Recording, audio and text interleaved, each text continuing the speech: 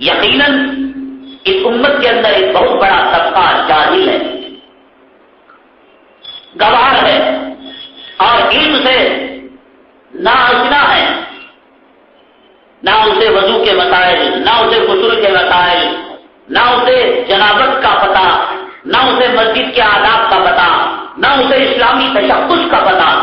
لیکن اس امت کا ایک مزاج ہے جو شروع سے آج بھی ہے اور قیامت تک رہے گا، وہ آخری ہے کہ امت چاہے کتنی گئی گزری کیوں نہ ہو، امت کا کوئی فرد اپنی ماں سے زنا کیوں نہ کر گئے، امت کا کوئی فرد بدکاری میں، زنا میں ملوث کیوں نہ ہو جائے اور گناہوں کی آخری لمٹ پر کیوں نہ پہنچ جائے، کہ امت کے اندر ایک آخری چیز یہ ہے کہ وہ اپنے علماء کو اپنا سہارا سمجھتا ہے۔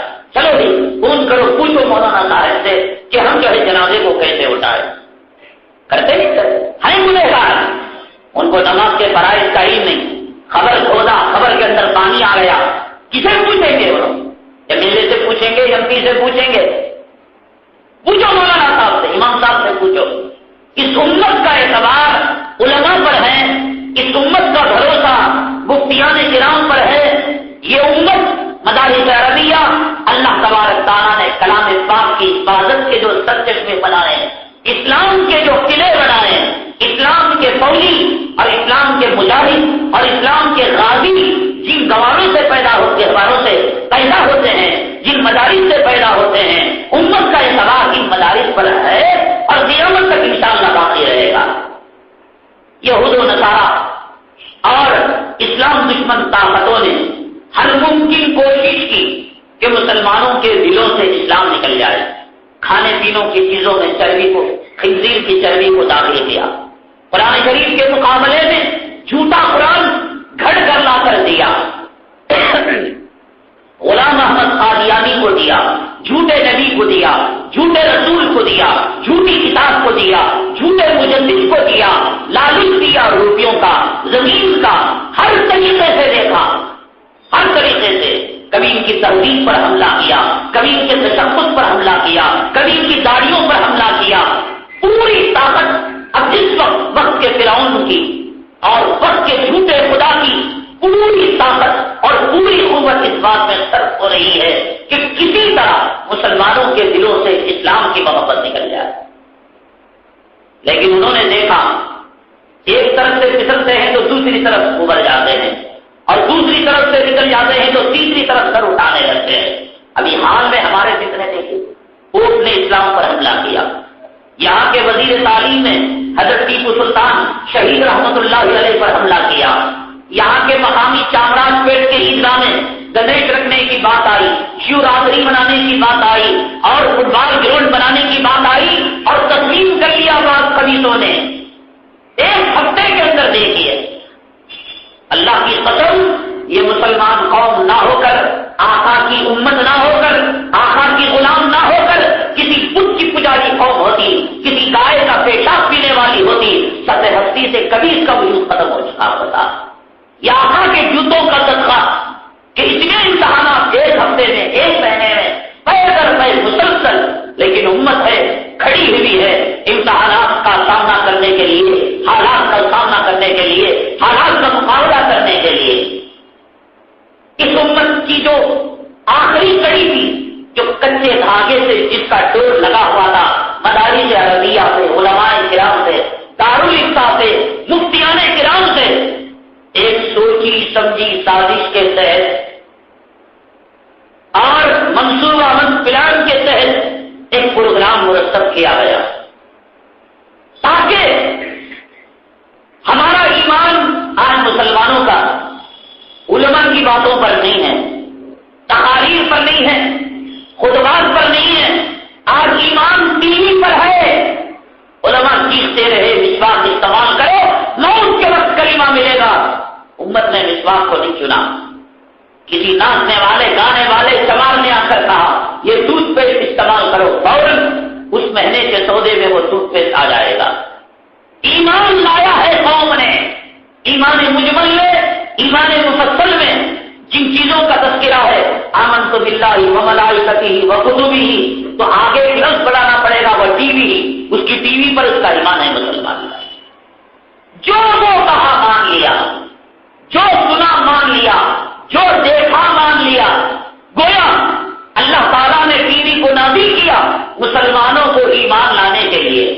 ہم دیکھے آنکھوں سے علماء کو رشوت لیتے ہوئے، مفتیان کرام کو رشوت لیتے ہوئے ہم نے دیکھا آنکھوں سے. یہ یہود و نصارہ کی منظم سازی. ہمارا اعتبار، ہمارا جو بھروسہ ان مفتیان کرام پر ہے، پوچھ پوچھ کر جو ہم عمل کیا کرتے ہیں، وہ چاہتے ہیں اس کچے داغے کی ڈوری کو کاٹ دیں، اس سلسلے کو ختم کر دیں. آپ سفر میں جائیں، موبائل کا نیٹ ورک کم ہوتا جاتا ہے. 5 0 تھی 4 ہونے لگی، 4 سے 3 ہونے لگی، 3 سے 2 اور 2 سے 1 اور 1 کے بعد آتا ہے no network, searching for network. اور جب نیٹ ورک ختم ہو جاتا ہے تو موبائل کا اپنے ٹاور سے رشتہ ختم ہو جاتا ہے. وہ کتنے کروڑ روپے کا موبائل کیوں نہ ہو، ہمارا رشتہ جب تک آقا سے کم اور پھر صحابہ کرام سے اور صحابہ کے چبوترے سے، پھر آقا کے جو خلفاء ہیں، آقا کے جو نائبین ہیں، امت کے جو علماء ہیں، ان سے ہمارا رشتہ، ہمارا نیٹ ورک ہے. یہ یہود و نصارہ چاہتے ہیں کہ ان علماء کرام سے ہمارا نیٹ ورک ختم ہو جائے. اور جب نیٹ ورک ختم ہو جاتا ہے تو ہماری نمازیں کروڑوں کی ہو، ہمارے حج کروڑوں کے ہو، ہماری زکات اربوں خربوں کی ہو، اگر آپ کا موبائل سیٹ 50 لاکھ کا ہے، نیٹ ورک نہیں ہے تو پوجا کریں گے آپ. اور 50 روپے کا موبائل ہے، کام کر رہا ہے، بات کر رہے ہیں، بات سن رہے ہیں، کامیاب ہے. انہوں نے یہی چاہا کہ ان علماء سے اس کا نیٹ ورک ختم ہو جائے. وہ جانتے ہیں یہ علماء اس امت کے سرمایہ ہیں، اس امت کے مکھن ہیں اور اس امت کے اصل اور نچوڑ ہیں. ان کو کاٹ کر رکھ دیا جائے تو پھر یہ خود بخود تباہ ہو جائیں گے، برباد ہو جائیں گے. جو ٹی وی سے نہیں ہوئے، جو شراب سے نہیں ہوئے، جو ماڈلنگ سے نہیں ہوئے، جو کیسٹ سے نہیں ہوئے، جو بے پردگی سے نہیں ہوئے، ادھر کرو ادھر، ادھر کرو ادھر، اپنے ایمان کو بچا لیتے ہیں. لیکن اب انہوں نے سوچا کہ ایک ایسی چیز کہ جس کے ذریعے سے مستقل یہ ایمان سے محروم رہ جائے، ان کے سجدے ہوں اور بغیر قیمت کے ان کا حج ہو اللہ کے یہاں قبولیت کے بغیر، اس کا ایک ہی ذریعہ ہے علماء سے مدارس عربیہ سے اس رشتے کو کاٹ کر رکھ دیا جائے. حضرت باعزید بستامی رحمۃ اللہ علیہ ایک بڑے اللہ والے، ایک مرتبہ ایک ملحد تھا. ملحد کہتے ہیں اللہ کا انکار کرنے والا، نہ آخرت کو مانتا ہے، نہ اللہ کو مانتا ہے، نہ کتابوں کو مانتا ہے. مشرک اللہ کے ساتھ کسی اور کو مان لیتا ہے، ملحد مانتا ہی نہیں طرح سے. کافر مانتا ہے، انکار کرتا ہے اللہ نہیں مانتا میں، لیکن ملحد وجود کو تسلیم نہیں کرتا. تو کہنے لگا چلو آج مناظرہ ہو جائے گا. باعزید بستامی رحمۃ اللہ علیہ سے کہا کمپٹیشن ہو جائے، مقابلہ ہو جائے، مناظرہ ہو جائے، تم سچے ہو یا میں سچا ہوں. کہا کہ مناظرے کی شکل کیا ہے؟ تم سوال کرو میں جواب دوں، میں سوال کرو تم جواب دو. شکل کیا ہے؟ کہا نہ سوال نہ جواب. آپ کو جلائیں گے، دونوں ہاتھ اس آگ کے اندر داخل کریں گے. جس کا ہاتھ جل جائے گا وہ باطل مذہب والا، جس کا ہاتھ بچ جائے گا وہ سچے مذہب والا. کہا ٹھیک ہے. حضرت باعزید بستامی رحمۃ اللہ علیہ اس ملحد کے ہاتھ کو پکڑ کر آگ کے اندر داخل کیا. 1 منٹ 2 منٹ 3 منٹ، پھر اس کے بعد آگ سے ہاتھوں کو نکالا گیا. دیکھ کر حیرت نہیں رہی، اس ملحد کا ہاتھ بھی بچا ہوا ہے اور حضرت کا بھی ہاتھ بچا ہوا ہے. رو کر سجدے میں چلے گئے، مولا مجھے ذلیل کر کوئی بات نہیں، لیکن تیرا اسلام اگر رسوا ہو تو ہم جی کر فائدہ کیا؟ اے اللہ آج اس کا ہاتھ بچا کیوں؟ کیا تیرا اسلام سچا نہیں؟ یا یہ ملحد اپنے مسلک میں اور اپنے مذہب میں سچا ہے؟ اللہ نے کہا، الہام کیا، باعزید تم نہیں دیکھتے کہ اس کا ہاتھ کس کے ہاتھ میں تھا؟ باعزید تم نبی کے خلیفہ تھے، نبی کے جانشین تھے. باعزید تمہارے سینے میں میرا قرآن رکھا ہوا تھا. باعزید تمہارے سینے میں میرے نبی کے علوم نبوت تھے. تمہارے ہاتھ میں جس کا ہاتھ ہو، میری خدائی نے کی غیرت نے برداشت نہیں کیا کہ اس کے ہاتھ کو جلایا جائے. باعزید اس سے کہو کہ الگ آگوں کو روشن کیا جائے، ایک آگ یہاں ہو ایک آگ یہاں ہو، اور پھر دونوں ان آگوں کے اندر ہاتھ کو داخل کرے، پھر دیکھے انجام کیا ہوتا ہے. اس امت کے علماء کی شان ہے، ان کے ہاتھ میں جس ملحد کا ہاتھ ہوتا ہے اللہ کی غیرت گوارا نہیں کرتی. قیامت کے دن اللہ حافظ قرآن کو کریں گے، اپنے خاندان کے وہ 40 یا بعض روایتوں میں 70 گھرانوں کو چن لو جن کے اوپر جہنم بازی ہو چکی ہوتی ہے کہ تم اپنی مرضی سے ان کو جنت میں بھیج دو. یہ شان ہے اس امت کے علماء کی، اس امت کے رباط کی. تم نے پہچانا نہ پہچانا، مسجد کے چودھریوں نے جانا نہ جانا، مسجد کے متولیوں نے پہچانا نہ پہچانا، لیکن یہود نے اس امت کے علماء کی قیمت کو پہچانا، نصارہ نے اس امت کے علماء کی قیمت کی بولی لگائی، کہا اس امت کی جان ہے، اس امت کی روح ہے، یہ علماء کا طبقہ، یہ اولیاء کا طبقہ. ایک سوچی سمجھی سازش کے تحت 3 مہینوں سے ایک پروگرام مرتب کیا گیا. کیا پروگرام؟ کچھ فتاوا کو، کچھ مسائل کو لیں گے اور مختلف مدارس میں جا کر اس کا جواب حاصل کریں گے، اور پھر ان مفتیان کرام کو روپیہ دیں گے، اس مدرسے کو روپیہ دیں گے. کہتا ہوں کہ لوگ کہتے ہیں کہ ہم سائنس اور ٹیکنالوجی کے اندر، کمپیوٹرائز کے اندر اور سائنس کے اندر آگے ہیں. ارے جب دین کی بات آتی ہے تو عقل کو مٹی لگ جاتی ہے، ریمت چاٹ جاتی ہے. انٹرنیٹ کے اندر دکھایا جاتا ہے، معاف کرنا، ایشوریا رائے کسی اور کے ساتھ زنا کرتی تھی، اور دوسرے ہی لمحے کہتے نہیں یہ ٹیکنیک ہے، انہیں ایسا نہیں کر سکتی. نہ ماں کی سکی نہ باپ کی سکی ہو، نہ سالی مسلمان کی. یہ ٹیکنیک ہے، یہ کلاکاری ہے، یہ کمپیوٹر کا فتنہ ہے کہ کسی اور کے گھر کو اس کی منڈی لگائی گئی اور بدکاری کرتے ہوئے دکھایا گیا. کبھی سلمان خان کو دکھایا گیا. میں جان بوجھ کر نام لے رہا ہوں اس لیے کہ بعد دودھ کا دودھ ہو جائے اور پانی کا پانی ہو جائے. جب ایشوریا رائے کو، سلمان خان کو، اظہر الدین کو زنا کرتے ہوئے دکھایا جا سکتا ہے، وہ ٹیکنیک ہو سکتی ہے، وہ کمپیوٹر کی کلاکاری ہو سکتی ہے، تو پھر کسی مولوی کو پیسہ دینا، کسی مفتی کو رشوت دینا، یہ ٹیکنیک نہیں ہو سکتی. تم نے مان لیا کہ مفتی رشوت نہیں لیتا ہے. میں جو وضاحت کروں گا، لیکن آپ کی عقل کو کیا ہو گیا تھا؟ مانا کیسے آپ نے جن دنوں میں اللہ نے اپنا قرآن رکھا، اجمیر میں، راجستھان میں ابھی باڑھ آئی تھی، کیا سمجھتے ہیں آپ؟ کیا سمجھتے ہیں؟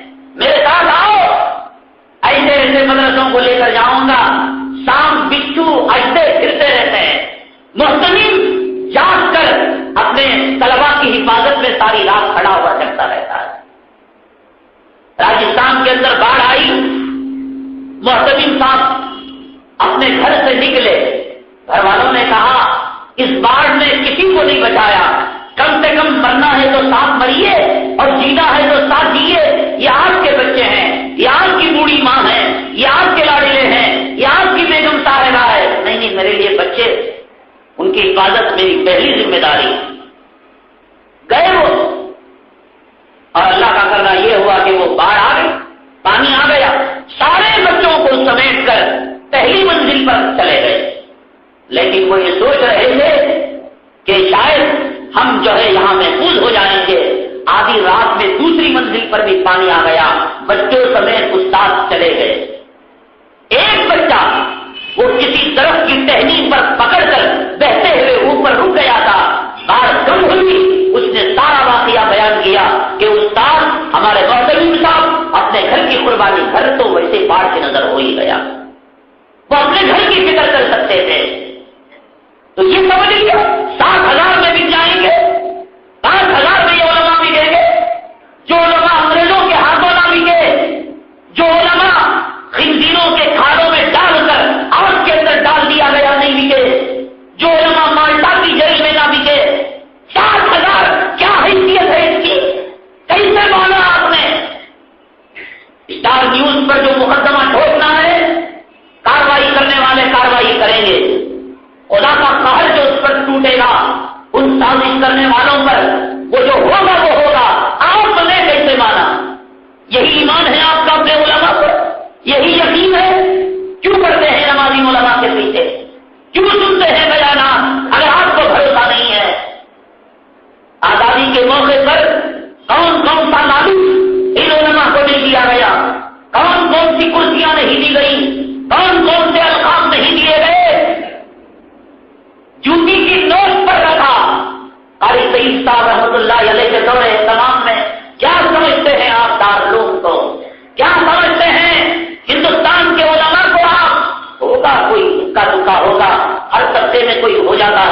لیکن اللہ نے اس امت کے علماء کو اتنا نہیں گرایا ہے. ایک مرتبہ پیسہ پورا کم ہو گیا، دارالعلوم کا پورا خزانہ خالی ہو گیا. حضرت محترم قاری سعید صاحب رحمۃ اللہ علیہ کا زمانہ تھا. حضرت نے سارے اسٹاف کو، سارے ملازمین کو، سارے اساتذہ کو جوڑا. کہنے لگے بھائی میں مجبور ہوں، مجھے یہ چاہیے تھا میں تمہاری خدمت میں لگتا، میں نے خدمت کی لیکن نہ ہو سکا انتظام. اب کی محنت آپ کی تنخواہ نہیں ملے گی. جو جانا چاہے دروازہ کھلا ہے، جا سکتا ہے. جو رہنا چاہے وہ رہ سکتا ہے. اللہ کی ختم تاریخ شاہد ہے. تمام ملازمین نے، بیت الخلا صاف کرنے والے چوٹی نے، گیٹ پر کھڑے ہونے والے دربان نے، میں بخاری پڑھانے والے کی بات نہیں کر رہا ہوں، میں تفسیر کرنے والے مفسر شیخ التفسیر کی بات نہیں، ٹائلٹ صاف کرنے والے اور وہ دربان واچمین جو گیٹ کے پاس کھڑا ہوتا ہے، اس نے سب نے بیک زبان ہو کر یہ کہا کہ یہاں جو ہے پول سری کے پاس کنواں ہے، حضرت اس کنویں کا پانی پی کر اور بچوں کو پلا کر زندہ رہ جائیں گے لیکن دارالعلوم کا در ہم نہیں چھوڑیں گے. یہ شان ہے ہمارے علماء کی. حضرت مولانا قاسم صاحب نانوتوی رحمۃ اللہ علیہ جب دارالعلوم میں خدمت کر رہے تھے کتنی تھی تنخواہ معلوم؟ 3 روپے تھی. 3 روپے تنخواہ تھی. ٹھیک ہے اس زمانے کے 3000 رہے ہوں گے یا جو بھی کہہ لو، 30,000 بھی کہہ لو، لیکن 3 روپے تنخواہ تھی. رامپور کے نواب نے رامپور کے اندر ایک مدرسہ قائم کیا. اگر مدرسہ قائم کیا تو مدرسے کے لیے استاد کی ضرورت، عالم کی ضرورت، مفتی کی ضرورت. رامپور نے کہا بھائی مسلمانوں تم نے کہا مدرسہ قائم کر دیا، اسے انجن کہاں سے ملے گا، اسے مولوی کہاں سے ملے گا؟ تو مسلمانوں نے کہا حضرت آپ فاؤنڈیشن ڈالیے، بقیہ عمارت کو کھڑا کرنا ہماری ذمہ داری، یعنی عالم کو لانے کی ذمہ داری ہماری. رامپور کے مسلمانوں کو یقین تھا کہ قاسم نانوتوی رحمۃ اللہ علیہ کی تنخواہ 3 روپے ہے اور رامپور کا نواب 300 روپے دینے کے لیے تیار تھا. یعنی کہاں 300 تنخواہ اور کہاں 3 لاکھ روپے تنخواہ. اگر کوئی آدمی 300 کا ملازم ہو اور 3 لاکھ کے تنخواہ کا آفر کوئی کرے، حلال تنخواہ کا، وہ انکار کرے گا؟ رامپور کے مسلمانوں کو یقین تھا اور کہنے لگے آپ عمارت بنا دے، مولوی صاحب کو لانا ہماری ذمہ داری. یقین تھا کہ مولانا قاسم نانوتوی حلال تنخواہ کو نہیں ٹکرائیں گے. تو 3 روپے میں کام کر رہے ہیں، 300 روپے ملیں گے، مسجدیں بنائیں گے، مدرسے بنائیں گے، خیر خیرات کریں گے، اللہ کے راستے میں لٹائیں گے. ارے اپنے لیے نہ صحیح اللہ کے راستے میں لٹائیں گے. یہ کہہ کر مدرسہ بنوا دیا. 100% یقین قاسم نام. اور یقیناً مجھے اگر 300 روپے تنخواہ مل رہی ہو، کوئی آدمی مجھے 3 لاکھ کا آفر ہے، ٹوٹ کر جاؤں گا، میں سر کے بل جاؤں گا. حلال تنخواہ ہے بھائی، کوئی رشوت کا معاملہ نہیں ہے. میں یہ سوچوں گا میرے بچوں کا بھلا ہوگا، میں اپنی ایک مسجد تعمیر کروں گا، کچھ بھی کروں گا، حلال ہے، حرام کا مسئلہ نہیں. تو یہ یقین تھا رامپور کے لوگوں کو. گئے قاسم نانوتوی رحمۃ اللہ علیہ کے پاس، عرض کرنے لگے حضرت تشریف لے آئیے، الحمدللہ خدمت کے لیے میدان وسیع ہو گیا ہے اور آپ کے بال بچوں کی بھی پریشانی ختم ہو گئی. ہاں جواب دیا ان کے بچوں کے بارے میں یہ سوچتے ہو کہ 7,000 میں بک گئے، کیسے مان لیا آپ نے یہ زندگی. قاسم نانوتوی رحمۃ اللہ علیہ نے کہا دارالعلوم مجھے 3 روپے دیتا ہے، میرے گھر کی پوری کفالت 2 روپے میں ہو جاتی ہے. 1 روپے کے بارے میں پریشان رہتا ہوں کہ میں خدا کو کیا جواب دوں گا. دارالعلوم کو 1000 مرتبہ اپلیکیشن دیا کہ میرے تنخواہ میں 1 روپیہ گھٹا دے، وہ 1 روپیہ نہیں گھٹا دے. تو جو قاسم نانوتوی 3 روپے کے بارے میں متفکر ہو کہ خدا کو جواب دینا پڑے گا، وہ قاسم نانوتوی 300 کو قبول کرے گا. جاؤ میں تمہاری بیوی کو قبول نہیں کرتا. میں 1 روپے کے بارے میں پریشان ہوں، مجھے خامخواہ مصیبت ہے، مجھے غریبوں کو دینا پڑتا ہے، فقیروں کو دینا پڑتا ہے، مستقل وقت لگانا پڑتا ہے، میں پریشان ہوں اور تم 300 کا آفر کر رہے ہو. کہاں میں قاسم نانوتوی کے بعد اتنا وقت. ابھی قریب کے حضرت مولانا علی میاں صاحب رحمۃ اللہ علیہ کھانے کا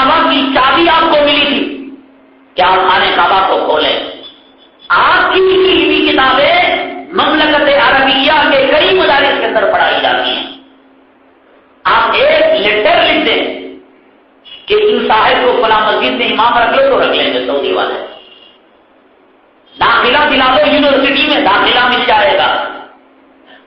किसी को मुदर्रिस मुअल्लिम रख लो तो रख लेंगे। अल्लाह ने वो शान और वो मकाम दिया था हजरत मौलाना अली मियां साहब रहमतुल्लाह अलैह। एक सेमिनार में गए, अरब के शाहान ने आपको हदिया दिया, मना कर दिया आपने बिकने के लिए आया हो, मेरे जमीन को खरीदना चाहते हो? कहा कि नहीं हजरत, तोहफा है, हदिया है, बनाया। नहीं माने, आपके झोले में रख दिया। राय बरेली में हजरत की खानकाह को जिसने देखा, सहाबा की याद ताजा हो जाती थी।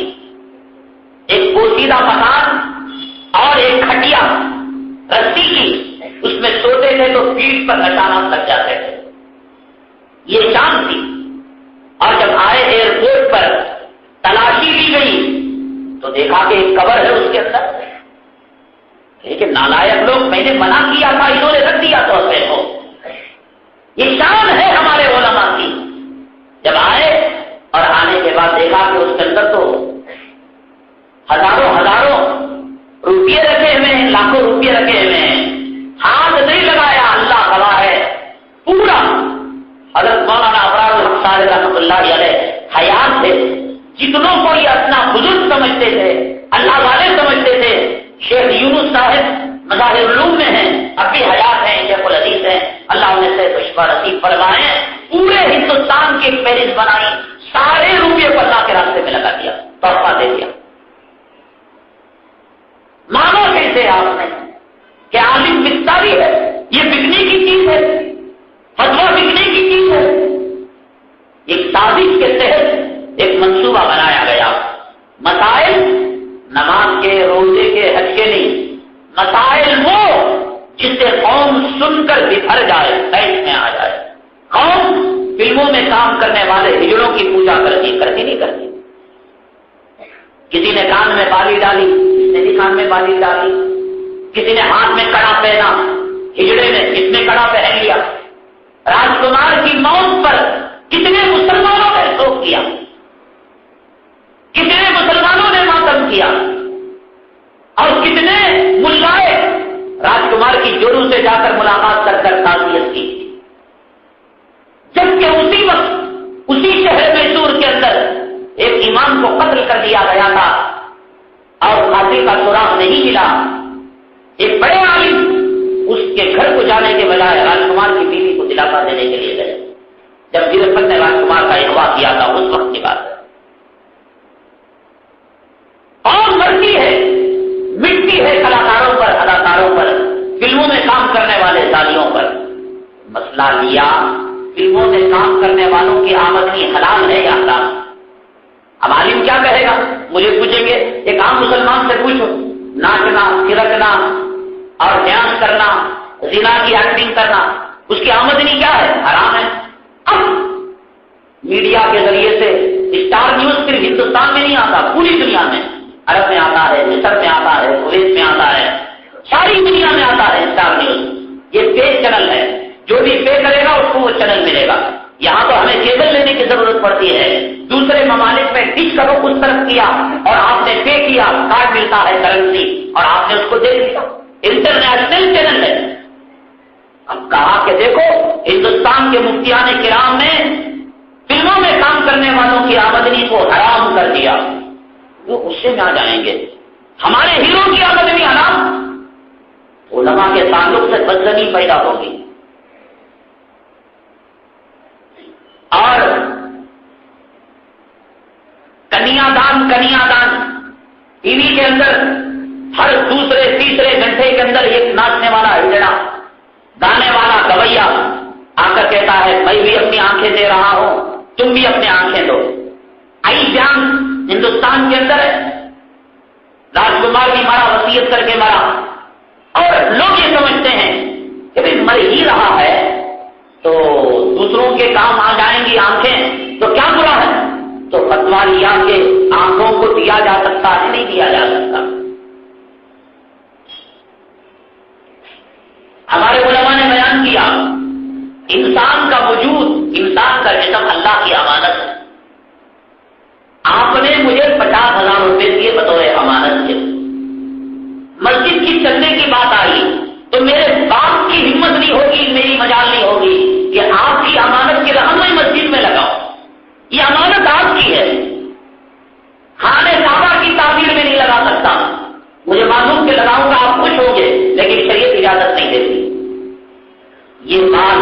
یہ آنکھیں، یہ ناخن، یہ خون، یہ گردے، یہ سب اللہ کی امانت۔ اب انہوں نے پوچھا یہ کنیا دان کر سکتے ہیں نہیں کر سکتے، گردہ دے سکتے نہیں دے سکتے؟ ظاہر سی بات ہے شریعت کا مزاج یہ ہے کہ ان کو بیچنا حرام ہے، اس لیے کہ انسان اس کا مالک نہیں ہے۔ اب وہ فتویٰ ملا، اب وہ فتویٰ لوگوں کو دکھایا، کیونکہ لوگوں کے ذہن مسائل ایسے چنے گئے جو مسائل لوگوں کے جذبات کو ابھارنے والے ہوں اور لوگ ان چیزوں کو بغیر تحقیق کرے کے ایمان لائے ہوئے ہوں۔ تو کہا کہ دیکھو یہ مولویوں کے آنکھ نہیں دے سکتے، گردہ نہیں دے سکتے، اور ایک بڑا دھوکہ یہ دیا گیا کہ مفتی عبد الرحمان صاحب غالباً ہاپوڑ کے مفتی ہیں، ان سے یہ سوال کیا گیا کہ حضرت کسی کی جان جا رہی ہو تو کیا گردہ نہیں دے سکتے؟ حضرت نے کہا بھائی تم اس کے مالک ہی نہیں تو کیسے دو گے؟ اس نے ایک سوال یہ کیا کہ اگر آپ کو کوئی دے دے، آپ کی جان جا رہی ہو تو آپ لے سکتے ہیں، آپ لگا لیں گے؟ تو مولانا مفتی عبد الرحمان صاحب نے کہا ہاں ہم لگا لیں گے۔ تو اس کو ریکارڈ کر لیا، ٹی وی میں دکھایا، دیکھو مسلمان گردہ نہیں دے سکتا، آم نہیں دے سکتا، مفتی صاحب نہیں دے سکتے، لیکن مفتی صاحب کو اگر کوئی دے تو لے سکتے ہیں۔ یہ کتنا سازش ہے مفتیان کرام کی، یہ فتویٰ کیسے بکا کرتا ہے کہ جب ضرورت پڑی تو لے سکتے اور دوسروں کو دے نہیں سکتے۔ دو چیزوں میں زمین آسمان کا فرق ہے۔ دیکھو شریعت کے احکامات کا مکلف مسلمان ہے، کافر نہیں ہے۔ ہمارے بنگلور کے جامع مسجد کے امام صاحب نے گردے کا ٹرانسپلانٹ کیا، وہ مسئلہ نہیں جانتے؟ کافر شریعت کے احکامات کا مکلف نہیں ہے، وہ گردہ خود اللہ کو نہیں مانتا، وہ قرآن کو نہیں مانتا، وہ نبی کو نہیں مانتا، تو شراب کو بیچ سکتا ہے، اس کے لیے حلال ہے، وہ خنزیر کا گوشت بیچ سکتا ہے۔ حتیٰ کہ فقہاء نے کتابوں میں لکھا ہے اگر کسی کافر کی شراب کو مسلمان نے مٹکا کھوڑ دیا اس کا تو مسلمان کو تاوان دینا پڑے گا اس کافر کی شراب کا۔ یہ نہیں کہہ سکتا کہ حضرت مولانا یہ شراب تو حرام ہوئی اور اس حرام چیز ہی کو تو میں نے ضائع کیا، تیرے پاس حرام تھی لیکن اس کے پاس حرام نہیں تھی۔ تو ایسے اگر کسی مسلمان کو کوئی کافر اپنی مرضی سے کوئی چٹی دے رہا ہے، آم دے رہا ہے، خون دے رہا ہے، جائز ہے اس لیے کہ وہ احکامات کا مکلف نہیں ہے، لیکن مسلمان اپنے اعضاء کو بیچنا حرام ہے۔ ہاں اپنی ماں کی جان بچانے کے لیے عین وقت میں جبری طور پر دے رہا ہے تو شریعت اجازت دیتی ہے، لیکن عام حالات میں اپنی بیٹی کی شادی کرنے کے لیے، اپنے قرض کو پھیرنے کے لیے، اپنے مقدمے کو جیتنے کے لیے پیسوں کی ضرورت تھی اور آم بیچ دیا، خون بیچ دیا، حرام ہے۔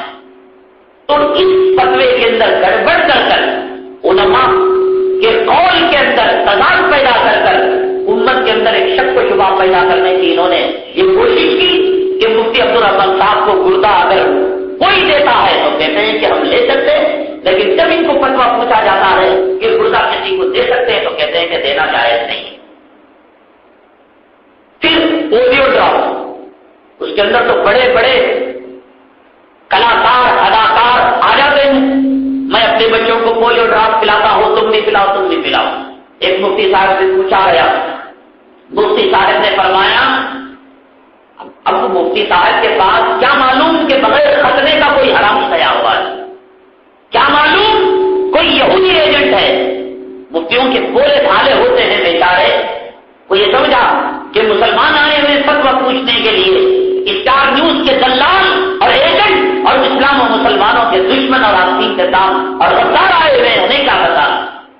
انہوں نے یہ کہا بھائی ہم نے یہ سنا ہے کہ پولیو ڈراپ کے اندر کی ہڈیوں کا کودا ملایا جاتا ہے اور خنزیر کی چربی ملائی جاتی ہے۔ حضرت نے یہ نہیں فرمایا کہ پولیو ڈراپ حلال ہے یا حرام ہے، حضرت نے فرمایا کہ دیکھو سوچ سمجھ کر تحقیق کے بعد استعمال کر لینا، کیا برا ہے اس میں۔ لیکن پولیو ڈراپ اس کا ایڈ دیہات میں، گاؤں میں، ٹی وی میں، FM میں آتا ہے، تو یہ مسئلہ لے کر دیکھو مفتی صاحب کہتے ہیں کہ پولیو ڈراپ کا استعمال نہ جائے۔ انہوں نے یہ نہیں کہا کہ نہ جائے، انہوں نے کہا بولے بن کر اپنا آدمی سمجھ کر انہوں نے کہا ہم نے یہ سنا سنا کہ پولیو ڈراپ کے اندر بندر کے نلیوں کا گودا اور خنزیر کی چربی اور خون وغیرہ کی آمیزش کی جاتی ہے. بعض حدیثہ کی بعض علماء کی یہ تحقیق ہے. اگر تحقیق سے پتا چلے یہ چیزیں ہیں استعمال نہ کرو، اگر تحقیق سے پتا چلے بچوں کے لیے مفید ہے تو استعمال کرو.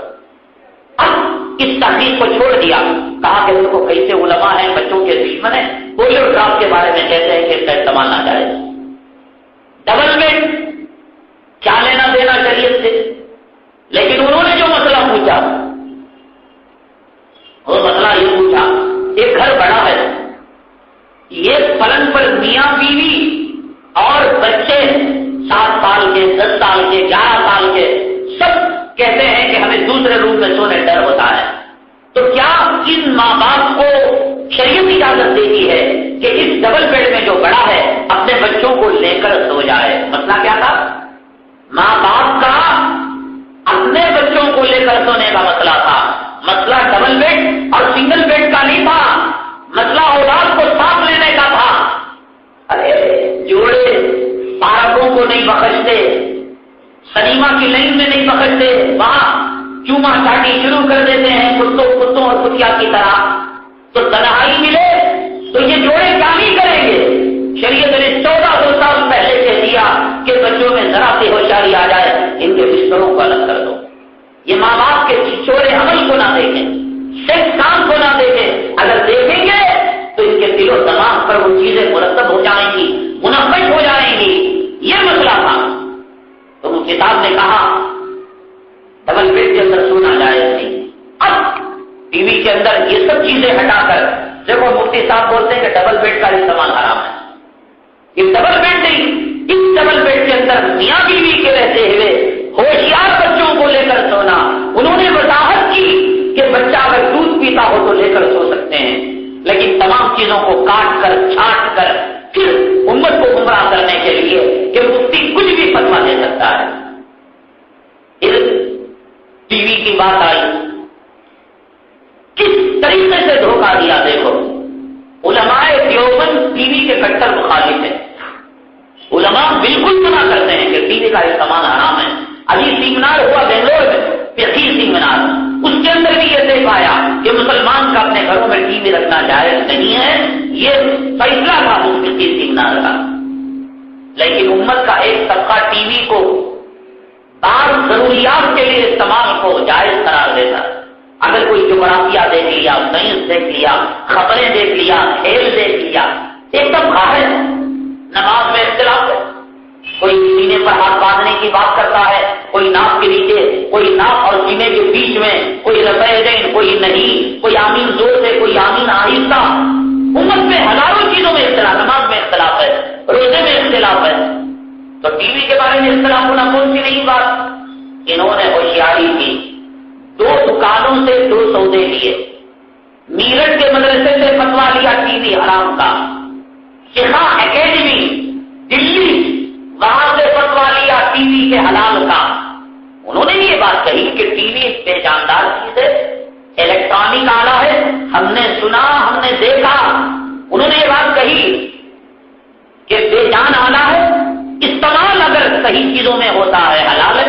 آپریشن کے لیے استعمال کر رہے ہیں، ڈاکٹروں کی تعلیم کے لیے استعمال کر رہے ہیں، حلال ہے. اور حرام کے لیے یہ شرط کے ساتھ انہوں نے کہا. دونوں فتوے لے کر ٹی وی میں پیش کر کر یہ مفتیان دکھتے ہیں پیسوں پر کہ ٹی وی کے حلال کا فتویٰ چاہے حلال کا ملتا ہے، ٹی وی کے حرام کا چاہے حرام کا ملتا ہے. دیکھو ٹانی روڈ کی بلال مسجد ہے، وہ طے ہے، دانوں کا اڑگڑا ہے.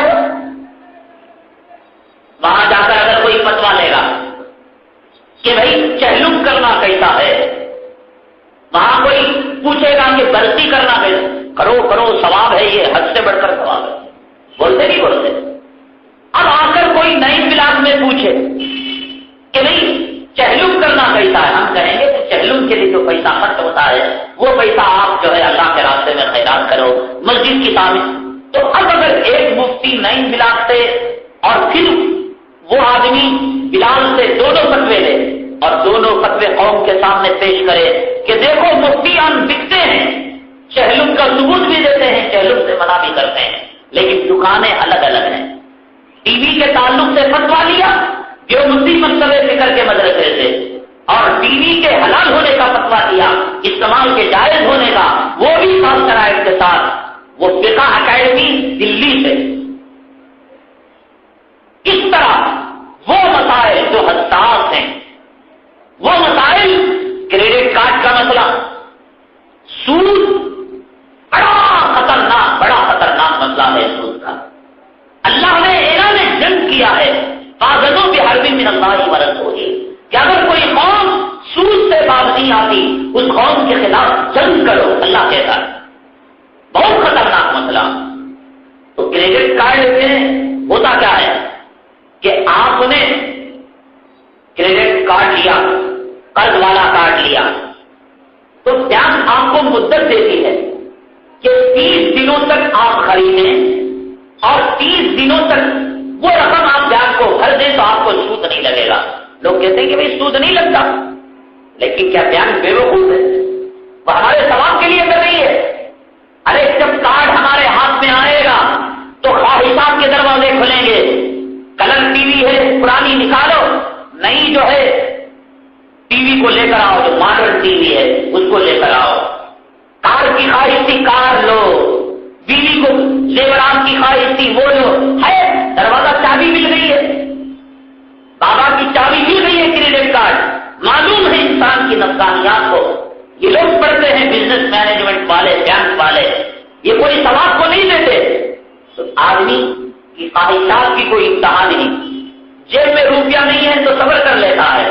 اگر چابی مل گئی خریدنے کی، چلو بات کا قصہ بات. وہ کہتے ہیں نا کہ جب قرض ملتا ہے تو چوری کرنے کی کیا ضرورت ہے، تو پھر چیزیں خریدتا ہے، بوجھ اتنا پڑتا ہے 30 دن میں وہ رقم چکا نہیں پاتا، تو اب سود لگتا ہے. 60,000 کی چیز کو 70,000 تک سود پہنچا ہے، میں جانتا ہوں.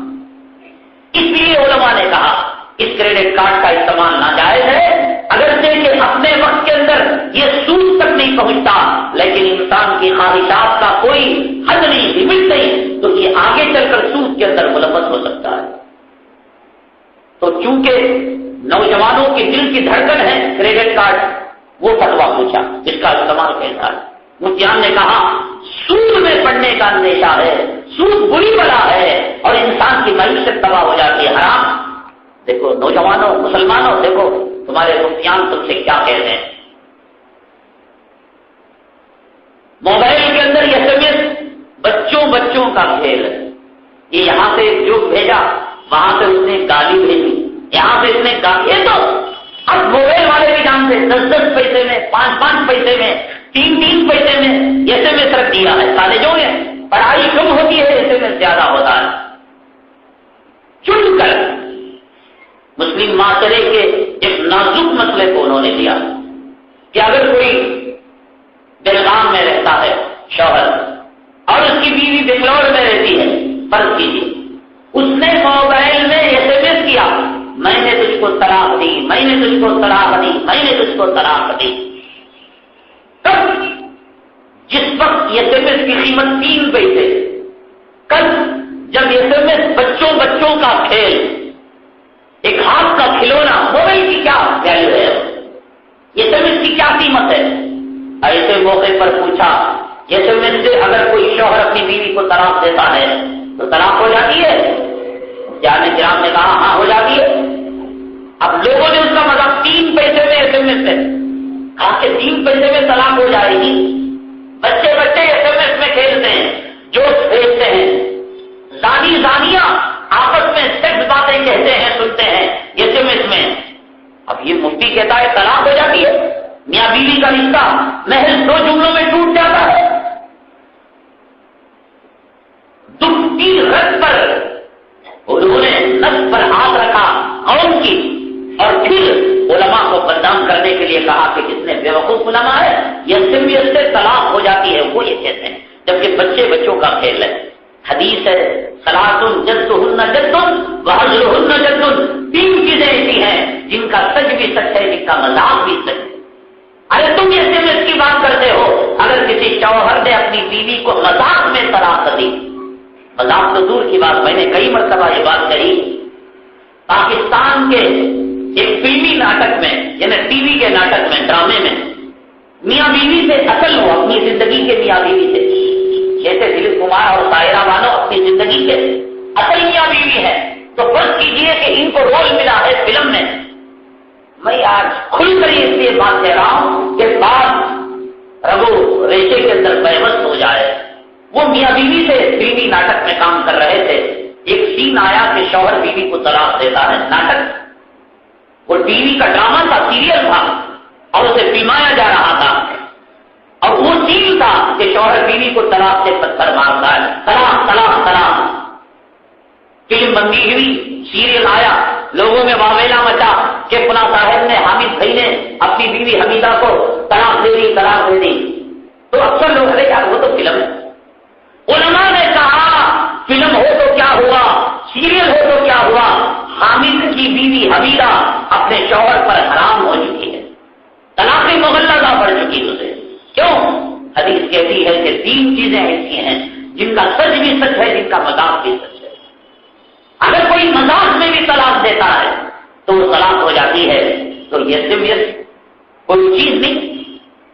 آپ کے پاس موبائل ہے، میں اگر خدا نہ کرے آپ کو آپ کی ماں کی گالی کے ساتھ SMS کروں تو آپ یہ سوچ کر خاموش رہ جائیں گے ارے SMS تو 3 پیسے کا ہوتا ہے، اس گالی کا کوئی اعتبار نہیں. مانیں گے آپ؟ گالی تو گالی ہوتی ہے. جب گالی گالی ہوتی ہے تو شریعت کا حکم طلاق طلاق نہیں ہوتا کیا؟ اس لیے اس نازک مسئلے کو اٹھا کر قوم کے سامنے کھلواڑا کیا. مفتیان بکتے ہیں، دیکھو یہ SMS سے طلاق ہو جاتی ہے، ان کو کچھ بھی عقل نہیں، جو چاہے کہہ دیتے ہیں. عام مسائل نہیں لیے، دھڑکتے ہوئے مسائل. فلم میں کام کرنے والوں کی آمدنی، پولیو ڈراپ، کنیا دان، گردہ دینا، ٹی وی کا استعمال، ڈبل بیڈ کا استعمال، تاکہ قوم ابھر جائے، قوم علماء کے دشمن ہو جائے. ہوا بھی کچھ ایمان فروش، ضمیر فروش میرٹھ میں، دلی میں مفتی عمران کے پتلے کو نظر آتش کیا. علماء کے خلاف ایک 20-30 من چلے روڈ کے نوجوان جن کو کچھ حقیقت کا پتا نہیں، کچھ جلوس بھی نکالا.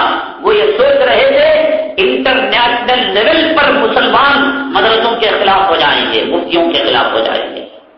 لیکن اللہ کا کرنا یہ ہوا، اللہ مدارس اور قرآن اور ان علماء کی حفاظت کی ذمہ داری لے رکھی ہے. رہا رشوت، ہم آنکھوں سے دیکھیں، ارے جو چیز بھی دیتے ہیں رشوت ہوتی ہے کیا؟ رمضان میں جنوبی ہندوستان کا مزاج ہے، حافظوں کو تحفے دیتے ہیں، حافظوں کو تحفے دیتے ہیں. کوئی گھڑی دیتا ہے، کوئی شال دیتا ہے، کوئی جوڑا بناتے نہیں بناتے. فرض کیجئے یہ چیز آپ نے مجھے دی، یہ گھڑی ہے یا 1 لاکھ روپے ہیں، آپ نے مجھے دی ہے، میں نے لے لیا اور آپ مجھے کہنے لگے حضرت ذرا گن لیجیے، تو میں اس کو گننے لگا تو آپ نے اس کی فوٹو لے لیا، آپ نے اس کو ویڈیو میں کور کر لیا. پھر اس کے بعد میری تراویح کو، میرے بیان کو پکڑا، پھر دونوں کو جوڑ کر قوم کے سامنے پیش کیا کہ امام صاحب ہمارے سے رشوت لے کر بیان دے رہے. دونوں مسئلہ الگ الگ ہے. 3 مہینوں سے یہ سلسلہ چلا ہے. ہمارے عالم بکنے والے نہیں ہیں، بیچارے بھولے والے. بھائی آپ مجھے لا کر کوئی فروٹ دیتے ہیں، آپ مجھے لا کر حضرت میں حج کو جا کر آیا رومال دیتے ہیں، میری جگہ آپ ہیں، آپ عالم ہیں. میں یہ کہتا ہوں میں ایک جاہل آدمی، حضرت میں مکے کو گیا، مدینے کو گیا، گھڑال بڑی پسند آئی، لے لیو، تو کیا مجھے جوتا مارتے لیتی آپ؟ لیں گے. اماموں کی، مؤذنوں کی، مدارس کے علماء کی تنخواہیں کیا ہوتی ہیں بیچاروں کی؟ یہاں تو الحمدللہ کچھ ہے. یوپی میں آج بھی 1,500 تنخواہیں ہیں. ایسے بھی کوئی آدمی اگر 7,000 بطور ہدیہ دے رہا ہے، تحفہ دے رہا ہے اور کہہ رہا ہے کہ حضرت لے لیجیے ہدیہ، کیا ہوا؟ اب پھر 3 مہینے پہلے ہدیہ دیا، 3 مہینے کے بعد آ کر فتویٰ پوچھا، پھر 3 مہینے کی ویڈیو ریکارڈنگ کو جلد کر کر قوم کے سامنے پیش کرتا ہے کہ دیکھو صاحب، مولانا صاحب، عمران صاحب، حبیب الرحمان صاحب، عبد الرحمان صاحب رشوت لے کر فتویٰ دے رہے ہیں. اور یہ بھی کام کیا. بلاک کی مسجد سے فتوا لیا، 4 بلاک کو پتا نہیں، 4 بلاک کو تحفہ دیا، 9 بلاک کو پتا نہیں. اب سوچ رہے کہ میرے پاس آیا کیا؟ ہم یہاں پر جو بیان ہوتا ہے کہ ہم دوسروں کو کہتے پھرتے ہیں کہ اتنے لوگ آئے تھے، اتنے لوگوں نے مسئلہ پوچھا، ہزاروں آتے ہزاروں ڈالے، وہ بھی آیا ہوگا گیا ہوگا، تو انہوں نے تحفہ دیا، اس کو لے لیا. اچھا رشوت کہتے کس کو ہیں؟ رشوت سمجھو، رشوت صحیح کام کو غلط کرنے کے لیے رشوت ہوتی ہے. آپ کی زمین کا کھاتا بتایا 10,000 روپے ہے، آپ کی لائٹ کا بل 1.5 لاکھ روپے آ گیا ہے. رشوت اس کو کہتے ہیں کہ آپ نے جا کر اس کے ڈپارٹمنٹ میں، الیکٹرک ڈپارٹمنٹ میں اور کھاتا کندائے کی آفس میں کچھ سمتھی دیا، کہا کہ بل کو کم کر دو، کھاتے کندائے کو کم کر دو، اس کو کہتے ہیں رشوت. سمجھے؟ معاملے کے اندر سچ کو جھوٹ، جھوٹ کو سچ کرنے کے لیے مرد کو مردانہ کہنا، اسے رشوت دینے کی کیا ضرورت ہے؟ مردانہ. اب آج جمعہ ہے، میں کہوں کہ آج جمعہ ہے، لوگوں تم اس کی عزت کرو، کپڑے پہنو، پانی نہاؤ، غسل کرو، سرما لگاؤ، عطر لگاؤ، ہوتی نہیں بات ہے؟ اس میں رشوت دینے کی کیا ضرورت؟ ارے رشوت اسے دی جاتی ہے کہ میں یہ کہوں، ارے لوگوں یہ بہت پرانی بات ہو گئی جمعہ کی، تم ماڈرن زمانے میں ہو، اتوار کے دن غسل کرو صاحب، اتوار کو سرما لگاؤ، اتوار کو تم نئے کپڑے پہنو. غلط بات کہنے کے لیے SMS سے طلاق ہوتی ہے، ٹی وی حرام ہے، پردے کا دینا ناجائز ہے، آم کا دینا ناجائز ہے، اور خون کا دینا ناجائز ہے، اور پولیو ڈراپ تحقیق کے بعد استعمال کرنا چاہیے، فلموں میں کام کرنے والے کی آمدنی حرام ہے. کون سی نئی بات ہے یہ؟ اسے رشوت کی کیا ضرورت؟ اگر مفتی یہ کہتا کہ فلموں میں کام کرنے والوں کی آمدنی حلال ہو سکتی ہے، اگر مفتی یہ کہتا کہ ڈبل بیڈ میں تمہیں تمہارے بچوں کو سلانے کی گنجائش پیدا کر کے دوں گا، تم مجھے پیسہ دو، تب تو بات ہوگی. ایک مسئلہ بھی غلط نہیں. بتاؤ کوئی مسئلہ غلط؟ سب مسئلے صحیح ہیں، لیکن مسئلے وہ اپنائے گئے جو قوم کو مارنے والے ہوں، یہ الگ بات ہے. لیکن مفتی نے کبھی کوئی فتویٰ غلط نہیں دیا. جب غلط نہیں دیا تو رشوت لینے کی کیا ضرورت ہے؟ شوہر نے بیوی کو 3 طلاق پکارا، طلاق ہوتی نہیں ہوتی؟ ہو جاتی ہے. لیکن میرے پاس آیا، حضرت غصے میں آ کر میں اپنی بیوی کو 3 طلاق پکار دیا، ایک کام کرو، اب ذرا گنجائش نکالو، ذکر سے ڈالو، میری بیوی کو طلاق نہیں دی. اور اس نے مجھے 7,000 روپے دیے، 10,000 روپے دیے، تو اور میں نے لکھ کر دیا، تو تب نہ کہیں گے کہ مولانا صاحب رشوت لے کر غلط فتوا دے دیے. یہاں یہ فتوا غلط نہیں. اور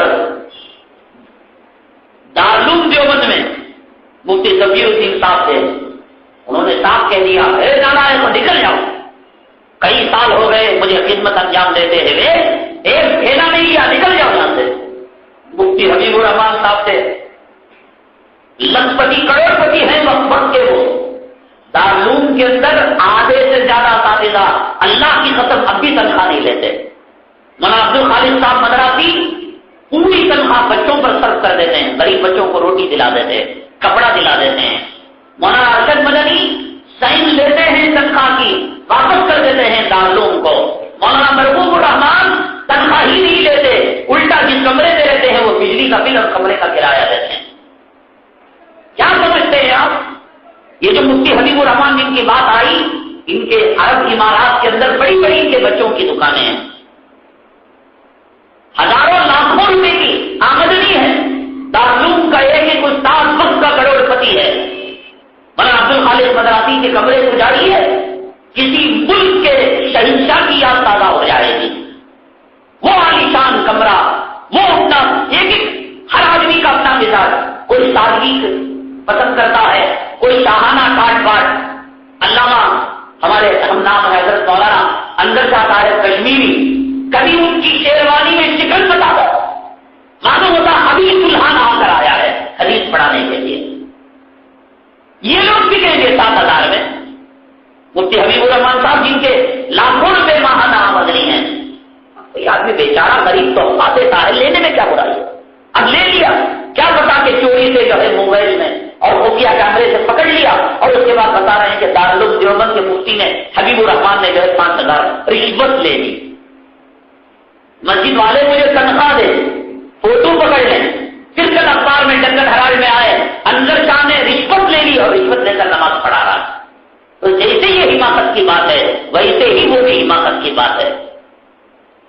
پیسوں میں ٹکوں میں بکنے والے نہیں ہیں ہمارے علماء. سازش رچی گئی. مفتی عمران جو میرٹھ والے ہیں بیچارے بھولا بھالا تھا, اس کو کہا کہ بھئی ہمیں دارالفتہ کیا ہے پتہ نہیں, دیوبند کیا ہے پتہ نہیں, مدرسے کیا ہے پتہ نہیں, ایک کام کرو تم ہمیں بتاؤ کہ مدرسے کہاں کہاں ہیں. اب مفتی عمران دیوبندی مکتب ذکر کا تھا تو آپ دیکھیں جتنے مدرسے ہیں سب دیوبندی مکتب ذکر کے. تو دیوبندی مکتب ذکر کے مدارس کو لے کر گیا. کیا پتا بیچارا کہ وہ درمیان کے اندر بلی کا بکرا بکرا ہو, وہ قربانی کا بکرا بکرا, اس کو خود پتا نہیں. وہ سوچا بیچارے آئے ہیں کچھ اہم مسائل کے اندر قوم کی رہبری کریں گے, دین کے مسائل پوچھیں گے. وہ دیوبند لے کر گیا, وہاں لے کر گیا. بلکہ ہاپوڑ کے مدرسے کے اندر 3 مہینے پہلے فتوا لیا تھا, 3 مہینے کے بعد اسٹار نیوز کی ٹیم پہنچی. ان کو پتا نہیں کہ اسٹار نیوز ہے, یہ تو اب پتا چلا جب نیوز کے اندر یہ چیزیں آئی. یہی فتوا لینے والے آئے, کہا کہ حضرت ہم مدرسے کو کچھ دینا چاہتے ہیں. انہوں نے کہا ہم نہیں لیں گے, ہم فتوے کو بیچتے نہیں. مدرسے کا معائنہ کرایا, انسپیکشن کرایا, دکھایا ہے کمرے ہیں, یہ دارالتمام ہے, فلاں ہیں فلاں ہیں. کیا ضرورت ہے؟ کہا کہ یہاں بجلی بار بار چلی جاتی ہے, کرنٹ چلا جاتا ہے, جنریٹر کی ضرورت ہے. جنریٹر کے نام سے اسٹار نیوز کی ٹیم نے چندہ دیا, رسید کٹ کر ہے. پھر کمینے کہتے ہیں کہ ہم نے رشوت دی. ایک ایسا زمانہ جس میں کسی بھی چیز کو, کسی کے جسم کو کوئی دھڑ لگایا جا سکتا ہے, تو کوئی چیز کے لینے دینے آپ سے کیسے کہہ دیا؟ انچا سے دے کے حضرت پیسے لیتے تھے. کیا جو بھی پیسے لیتا ہے رشوت ہی لیتا ہے؟ آپ کا ایمان ہے. اسی لیے کلام پاک میں اللہ نے فرمایا یا ایھا الذین آمنوا ان جاءکم فاسق بنبأ فتبینوا ان تصیبوا قوما بجہالۃ فتصبحوا علی ما فعلتم نادمین. اے ایمان والو, اگر تمہارے پاس کوئی فاسق, گنہگار, غیر دیندار آدمی کوئی خبر لے کر آئے,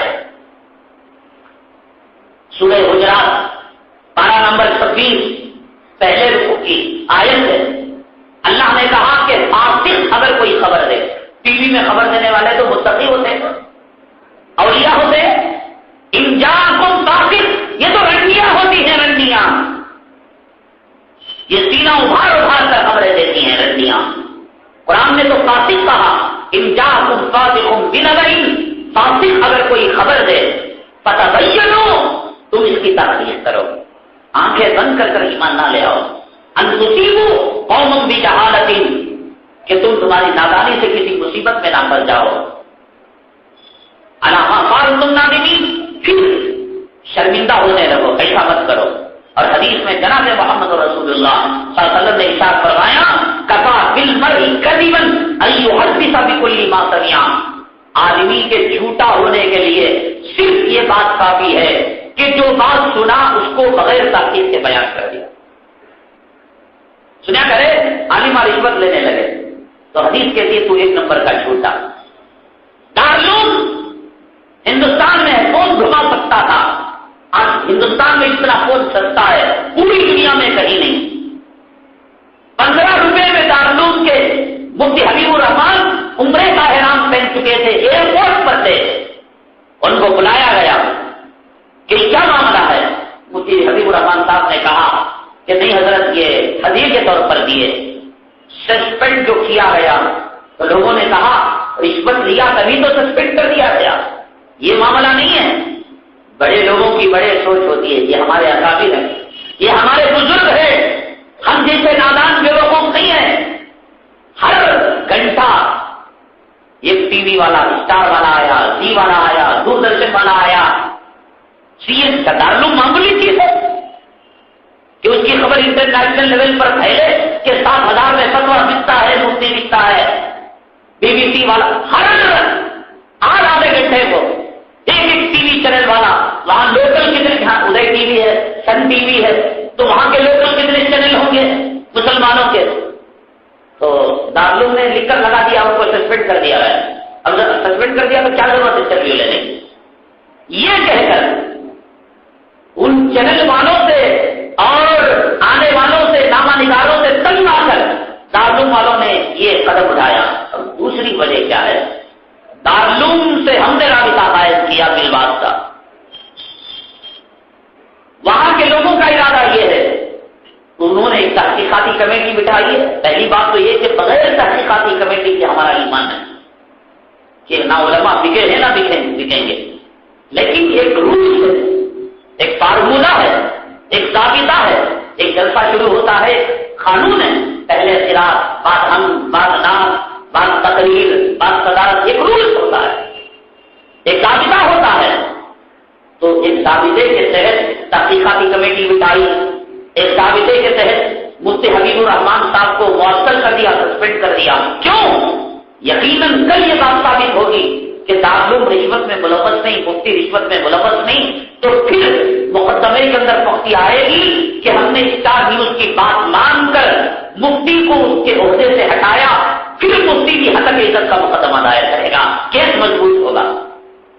ہم نے فوراً اسٹار نیوز کی بات کو جھٹلایا نہیں، ہم نے مانا کہ تم نے جو رشوت کی بات کہی، لیکن اس کی وجہ سے ایک مفتی کی عزت کو کروڑوں کا نقصان ہوا.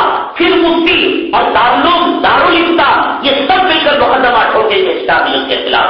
دعا کرو اللہ اس مقدمے میں جیت نصیب فرمائے، اللہ ان کو تباہ کرے، برباد کرے، اللہ ان کے سازشوں کو ناکام کرے، اللہ علماء کی شان کو باقی رکھے. کہیں ایک کا دکھ کا کوئی بھول بھی ہو جاتی ہے، انسان ہے، کہیں کوئی خطا ہو جاتی ہے، کہیں بھول ہو جاتی ہے. عالم انسان ہوتا ہے، عالم بنو آدم ہوتا ہے، وہ کوئی فرشتہ نہیں ہوتا. لیکن ہم ان چیزوں کو پکڑ کر علماء کو بدنام کرنا یہ کوئی اچھی بات نہیں ہے. یہ آخری ہمارا سہارا، یہ آخری ہماری کشتی ہے.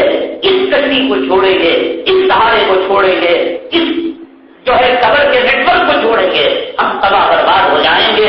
امید کے الحمدللہ آپ کے بات سمجھ میں آ گئی ہوگی. اللہ تبارک تعالیٰ امت کے ساتھ خیر و عافیت کا معاملہ فرمائیں. اللہ تبارک تعالیٰ حضرت ٹیپو سلطان شہید رحمت اللہ علیہ کے درجے